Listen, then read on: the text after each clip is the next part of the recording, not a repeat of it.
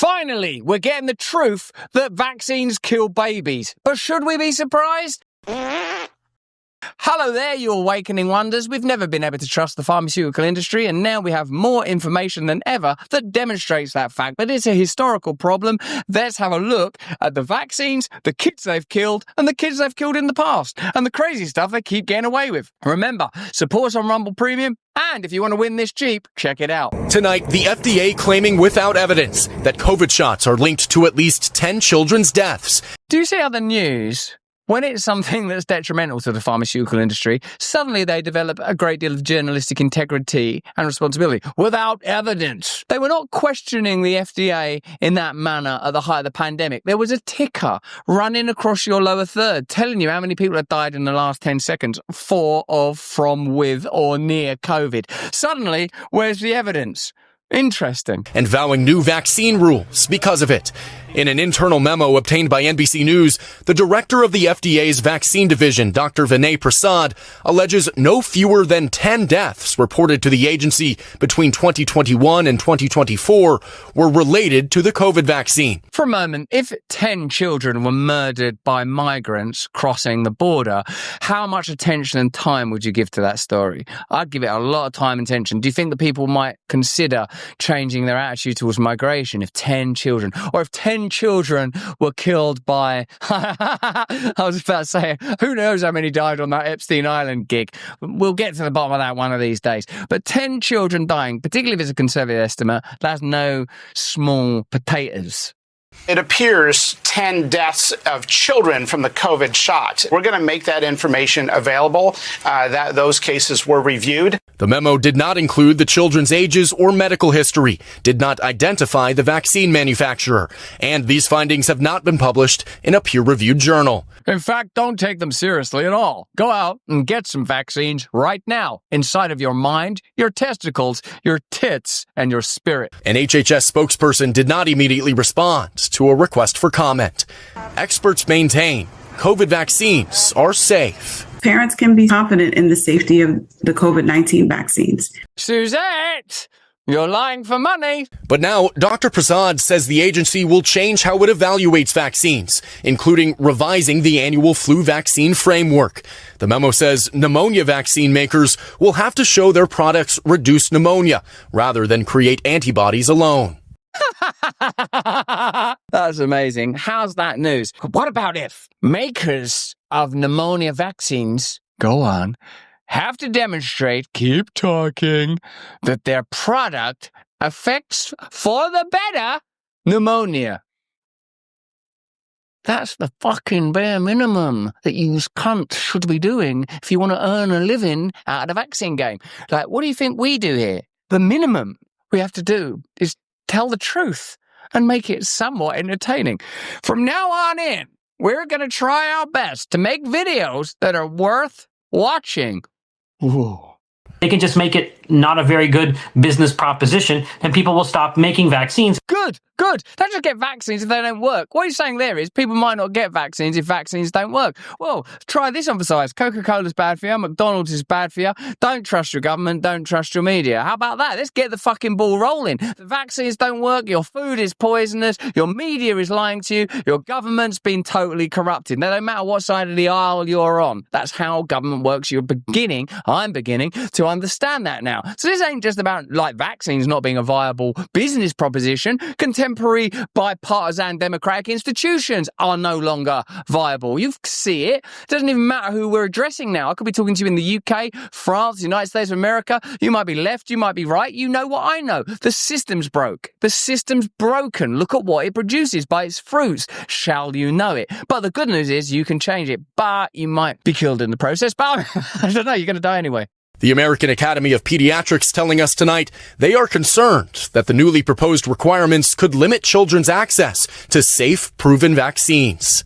More than 1 million Americans have died from COVID-19, including more than 2,000 children. Look at the news is so biased, have they? I'd like them to scrutinize that million in the same way that they're saying this is not evidence-based, because I can tell you from my own limited obviously, understanding and analysis of these data, I'm still not confident in that, are you? That pluralization of data. I can tell you that the way they recorded those deaths was intentionally inflationary. They were trying to make it look as bad as possible. You know that. We know that. We know they were trying to make it look as bad as possible. Why? Because if it's really bad, the pharmaceutical companies can profit. Big tech can partner with the government in censorship and observation. That's sort of fundamental. They're raising debt show. They'd be out of business without that. Governments can control. And as George Carlin says, you don't need a formal conspiracy when interests converge. These people went to the same universities and fraternities. They're on the same boards of directors. They're in the same country clubs. They have interests. They don't need to call a meeting. They know what's good for them. So look at the news right now, flashing on your screen. More than 1 million Americans have died from COVID-19. Who's telling you that? Where'd they get their information from? And why would they tell you that? When you know how to think in that way, you will become free, but it will be a nightmare for you also. More than 1 million Americans have died from COVID-19, including more than 2,000 children. That's much worse. These children we care about. Right, children. Do we care about children? Tell me, what's the context? No, just tell me, do you care about children? What's the context of these children? Just tell me.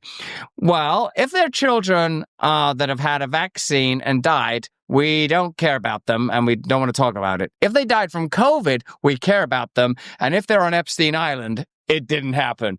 No, it shouldn't matter. You should care about children and then you shouldn't need the context. The memo becoming public just before the CDC Vaccine Advisory Panel is set to discuss the childhood vaccine schedule and hepatitis B shot. Morning Joe, my old sparring partner, can be relied upon to put the news in a way that's favourable for powerful institutions. Here they are doing that now. The Food and Drug Administration announced on Friday it will be getting stricter with the vaccine approval process. How can you be upset that the process of vaccine approval is getting stricter? Don't you want it to be stricter? I can see that Micah there, her jaw is clenched. They're making it stricter. Don't make it stricter. Get those vaccines approved quickly because our whole show and channel is collapsing. Stricter will likely mean less profitable because it will be slower and more rigorous and less vaccines will get through the process. That's not good. Ichne on the strictney.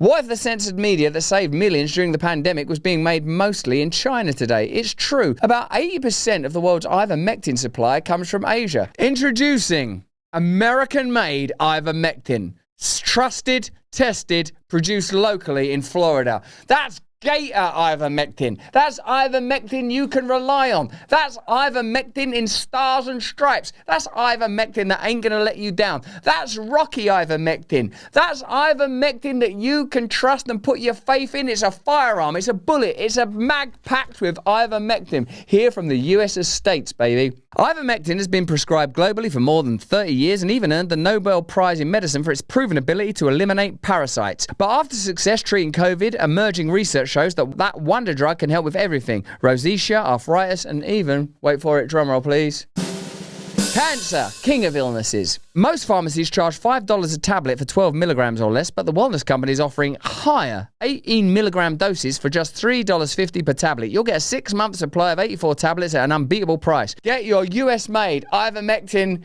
today. So go to twc.health/brand. Use the code brand, then they'll know that you bought it because of our ad. And then they're like, whoa, let's buy more ads off them guys. They're good guys. Be good for us. Ka-ching, ka-ching. And then we'll buy ivermectin from the Chinese and we'll undercut them. Okay, so you get 10% off also. If you save $30 and you get free shipping if you use our thing, okay? So go to twc.health/brand. God bless you and God bless America and God bless American ivermectin, not that filthy, unreliable Chinese ivermectin. Part of the justification for this comes from an internal study that claims COVID vaccines contributed to the deaths of at least 10 children. But public health officials are reportedly questioning the findings and asking to examine the data. Where's the data examination throughout the pandemic period? Wait a minute, did all these people die? COVID-19 was a respiratory condition that was somewhat severe. Do you know that many people that are in hospital were treated in ways that likely exacerbated their condition and killed them? The ventilation system, some of the drugs that they were given likely exacerbated their conditions. Watch my interview with Dr. John Campbell for more information on that subject if you didn't know already. Let's bring in MS Now medical analyst Dr. Vin Gupta. You look like a perky and reliable guy. Tell us something that Big Pharma could use to make more money with. You have data that shows the risks from COVID-19 versus the vaccination in kids. Can you explain what the chart shows and why it's important? Here's a chart that says those 10 kids dying is no big deal. But these kids dying, it is a big deal. And guess what? My findings are beneficial to, Pfizer, Moderna, Merck. What weird findings. It's almost like I somehow make money from, if not directly, then in a general way, from Pfizer, Moderna, Merck. What interesting findings. Good morning, Meek. Absolutely. But don't bother with a good morning, all right? We know what this is. Oh, I'm on the television. Just get out there. Do your propaganda and fuck off. I believe we might have a full screen graphic. This was published in one of the leading medical journals just a few weeks ago, The Lancet. And what it found was it looked at tens of millions of data points across the world in children and adolescents. And as you can see, those red bars there, the risk of clots from COVID infection, other inflammatory vascular problems in the body for up to a 12-month period after diagnosis with COVID amongst kids is a lot higher than any similar risk from the vaccine. Where is their control group come from of unvaccinated kids that got those blood clots from COVID? What is that control group? Where did they get that data? How big a set was it? Was it double blind? Where'd you get your information? And this is in the tee-up you guys were talking about, the changes that the FDA is talking about. Go full screen on the graphic if your operator can't keep still. With respect to vaccine approvals and potential issues with the COVID vaccine. Trying to dramatize a bit of paper. They never talk about the actual data that's peer-reviewed in the leading journals across the world. And this is namely the tip of the iceberg here. COVID infection remains far, far riskier to the body, even kids, than any risk from the vaccine. Okay, thanks for that. What a surprising piece of information. And so we've ended up in a very conspiratorial world, partly, I think, because of what happened during COVID. And by the way, if you lock people in their homes for 2 years, some of them are going to loopy. You know what I mean? Yeah. But part of the burden that our public health authorities couldn't effectively shoulder was that they were messaging into a polluted information landscape that was poised to be this conspiratorial and this distrustful of authority. And in large measure, Francis and Constantine. I'm not sure. Oh, that doesn't seem right. Independent media is culpable for that. I mean, it's the Candace Owens of the world and the Joes of the world who were calling bullshit where things were actually bullshit and calling bullshit on absolutely standard science. And I mean, the people who Joe had on his podcast again and again, Brett Weinstein and all the other ivermectin cultists, that was genuinely harmful, right? It's not that they were wrong about everything, but they were wrong about most things, and it was dangerous. As the FDA acknowledges child deaths potentially linked to COVID vaccines and considers a black box warning for young people, are we finally seeing the first major cracks in a system that has spent years suppressing the truth? The revelation that the FDA has linked 10 child deaths to COVID vaccines is not just another data point, it's a warning signal cutting through years of enforced certainty. An agency that once assured parents these shots were safe and effective is now considering a black black box warning for the young. That shift alone should shake the foundations of public trust. Yet legacy media outlets, many funded by pharmaceutical advertisers, of course, scrambled to insist there's no real evidence attacking the FDA's own findings, rather than asking why the agency changed course. Their reflexive pushback feels less like journalism and more like an effort to hold together a story that's starting to unravel. For the first time since the pandemic, topics that were once dismissed as conspiratorial noise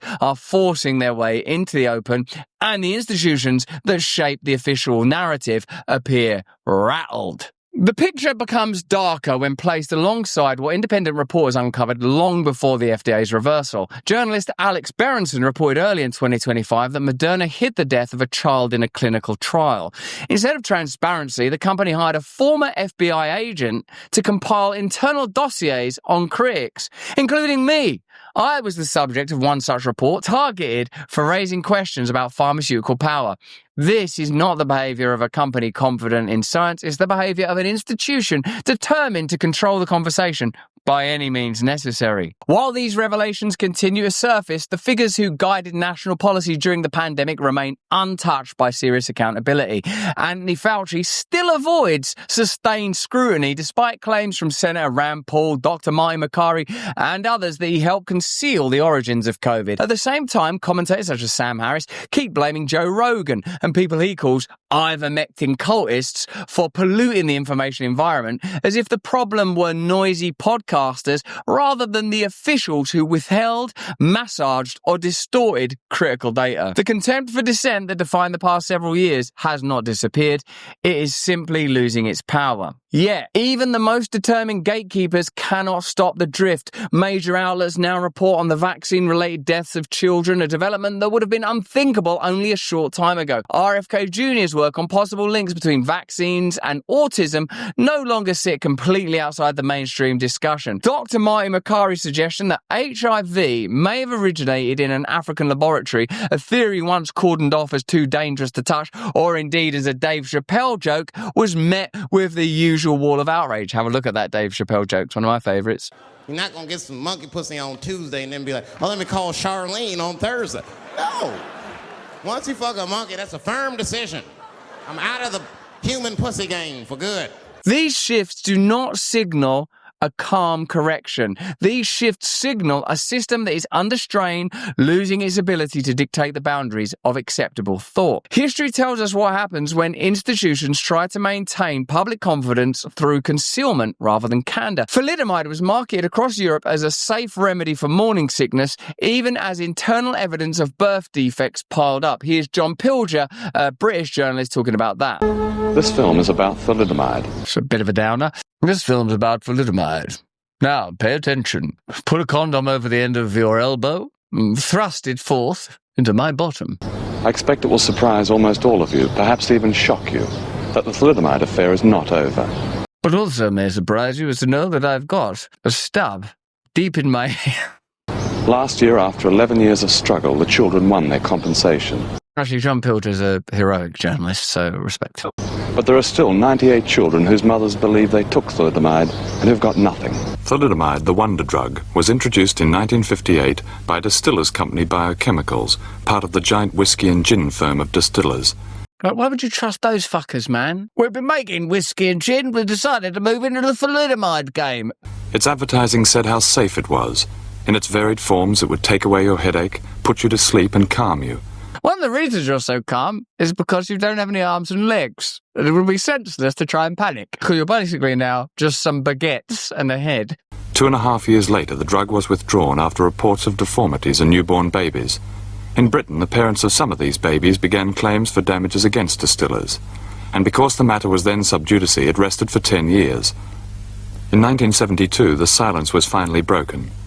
The Sunday Times had begun its historic and untiring campaign to get compensation for children most of us had forgotten. That's amazing, of course. Oh, man. Isn't it sort of amazing to reflect on a time where the media was reliable and journalists truly investigative rather than themselves tools for the very centralized experience? Like nowadays, the Times would be out to bat for Moderna and Pfizer. The time, new article suggests those children's arms fell off on their own. As a direct result, public pressure built up, Parliament intervened, parents were called to many meetings, and eventually distillers settled. We now have the 20 million protected against inflation. Now let's get the small print right. But for some parents, the small print meant that the struggle was not yet over. What was in that small print? When you think about it, if your job is to produce sleeping pills and the consequences of your drug is that babies are born deformed, it should be a matter somewhat more serious than a fine. You shouldn't be able to do that job anymore, should it? If, like, our videos made people be born with no arms, they wouldn't go, well, show us your spreadsheet. What can you afford to pay us? They would stop your entire business model. Your business model should not survive children being born without limbs. This is a very serious matter. Some of these babies have been born with their feet on back to front and with no faces at all. I'd say for some time now, just do try harder. Could you do better? Could you really concentrate? That's where I suppose you get to see that these systems exist in relationship with one another. That on one hand, these corporations fund these institutions directly or have immersive, invisible connections to them, rhizomes you might call it, rooted connections under the surface that mean that you will never get proper justice. Elsewhere, jury trials in the UK have been banned for ordinary people, trials for massive corporations. What? Your product made babies' eyes fall out? Well, you're going to have to buy sunglasses for at least half those babies. To be honest, you would never have had that baby were it not for the alcohol that we were selling you previously. So, in a way, what goes around comes around. Oh, this is gesture offensive. Sorry. What goes around comes around. Sorry. Regulators and companies dismissed early warnings until the horrifying scale of the damage finally broke through. The 1976 swine flu campaign followed a similar arc. The flu season is upon us. Which type will we worry about this year? None. Stop worrying. It doesn't help. Worrying is praying for what you don't want. Remember the swine flu scare of 1976? I certainly do. I'm still living in that shit. That was the year the U.S. government told us all that swine flu could turn out to be a killer that could spread across the nation. And Washington decided that every man, woman, and child in the nation should get a shot to prevent a nationwide outbreak, a pandemic. Well, 46 million of us obediently took the shot. And now 4,000 Americans are claiming damages from Uncle Sam amounting to $3.5 billion because of what happened when they took that shot. By far the greatest number of the claims, 2/3 of them, are for neurological damage or even death, allegedly triggered by the flu shot. We pick up the story back in 1976 when the threat posed by the swine flu virus seemed very real indeed. This virus was the cause of a pandemic in 1918 and 1919 that resulted in over 500,000 deaths in the United States, as well as 20 million deaths around the world. See how easy it is to... Thus, the U.S. government's... That's no good, is it? See how easy it is? Everything's easy. So easy it is to masturbate. It doesn't mean you should be doing it.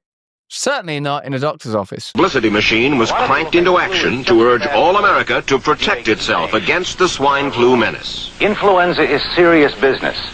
During major flu epidemics, millions of people are sick and thousands die. Well, this year you can get protection. The vaccines are safe, easy to take, and they can protect you against flu. Even this black gentleman's getting one now. I don't recommend it for black people. So roll up your sleeve.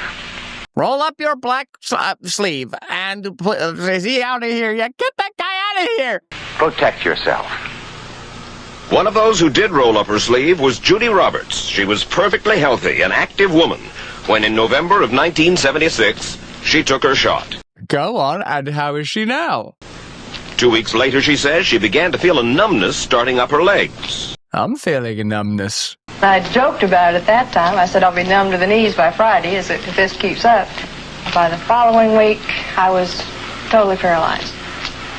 So completely paralyzed, in fact, that they had to operate on her to enable her to breathe. And for 6 months, Judy Roberts was a quadriplegic. The diagnosis? a neurological disorder called Guillain-Barré syndrome, GBS for short. These neurological diseases are little understood. They affect people in different ways. When was this news? The news was so patronising then, wasn't it? But at least they were trying their best to say, it affects people in different ways. Look at this floundering person. And let's have a look at that line of people. A woman, a black gentleman, and a white gentleman again.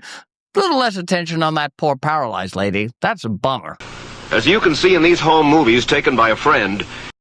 Oh, friend of hers. I remember his from in Netflix. This guy's dedicated. Judy Roberts' paralysis confined her mostly to a wheelchair for over a year. But this disease can even kill. Indeed, there are 300 claims now pending from the families of GBS victims who died, allegedly as a result of the swine flu shot. Yeah, look at the news brazenly and bravely. Look at Julie Roberts. She can't walk anymore. But look at now how they reported on those 10 kids. 10 kids have been killed, no evidence. If that was on Julie Roberts today, they'd say, well, Julie Roberts hasn't been able to successfully prove that it was that vaccine. She does feel like it was, and when she went into the vaccine, she could walk, and when she came out of that appointment, she couldn't anymore. But that's no indication that there's any connection between the vaccine. Maybe Julie's just lazy. That's MSNBC. Thank you very much. The government rushed a nationwide vaccination drive, promised complete safety, then hesitated to acknowledge Guillain-Barré cases linked to the shot. The trust shattered in the episode continues to haunt health communication today. The Qatar polio vaccine disaster revealed what happens when political pressure speeds up approval and officials minimize early signs of danger. Children were infected and paralyzed, and only overwhelming evidence forced federal authorities to confront what they hoped to hide. These episodes are not ancient anomalies. They are reminders that secrecy is not the exception in public health. It is the recurring flaw that turns caution into catastrophe. The emerging revelations around COVID vaccines and origins research fit this pattern with unsettling precision. The issue is not that every claim is proven. The issue is that the institutions charged with protecting the public have repeatedly chosen narrative management over transparency. That is why the FDA's acknowledgement really matters. It suggests that the wall of silence that governed pandemic-era discourse is finally cracking. A shift has begun, not because authorities want openness, but because concealment has become impossible to sustain. The question now is not whether more revelations are coming, it's how many have yet to surface. The mood is changing, the tone is darker, the stakes feel higher. For years, difficult questions were treated as threats. Soon they may become unavoidable. If suppressed scientific topics are finally allowed into the light, it will not be because institutions welcome scrutiny. It will be because the truth pushed past their grip and slipped through their fingers. The sense now is that something long contained is beginning to break loose, and once it does, the consequences will be impossible to control. Thanks for watching the video. Have a look at this one over here, or join us Monday, Wednesday, and Friday on Rumble.